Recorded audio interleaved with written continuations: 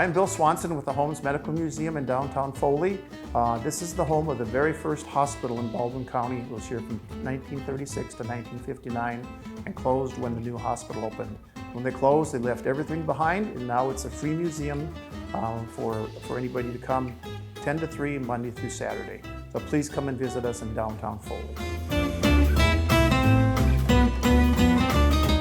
Some unique things about when you come to the museum, your entrance is actually going to be through the old grocery store. There used to be Cook's Market and then Kennedy's Market. The original entrance to the hospital, several doors down, is not usable due to the steepness of the stairs. So we were fortunate enough to get half the building, so this is actually the grocery store that you would come into. But the hospital was here from 1936 to 1959, and then it closed when South Baldwin opened. And when we say that it closed, that means they shut the door and left everything upstairs. The hospital is all on the second floor. So we were fortunate enough in about the year 2000, the South Baldwin Museum Foundation was able to purchase the building and all of the contents and make it into a museum, a free museum for the public.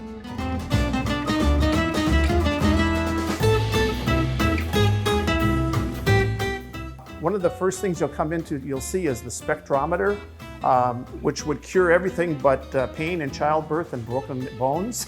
And there's 3 of them known in existence. And we have one, and the Smithsonian has the other, and a museum in Philadelphia.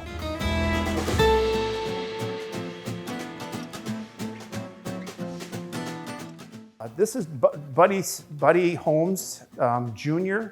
The hospital was, Dr. Sibley Holmes was here first. He had a doctor's office. This is actually 2 buildings. And the first building on 59 was the offices for Dr. Sibley. Then his son, W.C., became a doctor, and his wife, Philomene, and they moved to New Orleans for his practice. Well, then Dr. Sibley heard about this building being built and wanted a hospital. There was no hospital in Baldwin County. This is the very first hospital. So he was fortunate to get the upstairs. He couldn't get the downstairs. And he talked his son, W.C., and his wife, Philomene, to come back from New Orleans. Philomene did not want to come back to Little Foley, but she did, and she ended up running the hospital.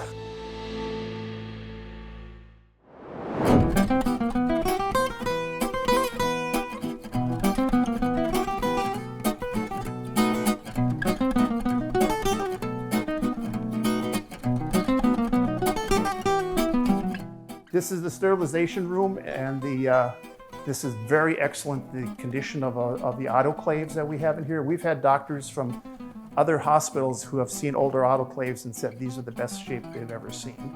And they would sterilize the instruments. And then we had the surgery room.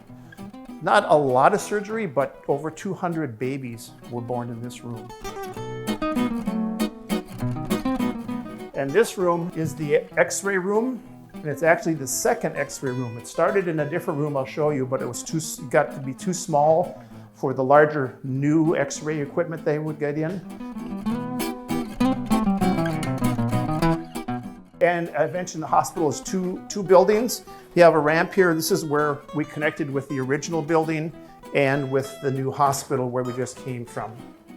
And this is the stairway that's too steep to use. People have asked me, how do we get injured people or pregnant ladies up? We had a pool hall across the street. They would go over to the pool hall, grab a couple other guys and say, we need to carry a lady upstairs, and 4 people would carry the lady upstairs.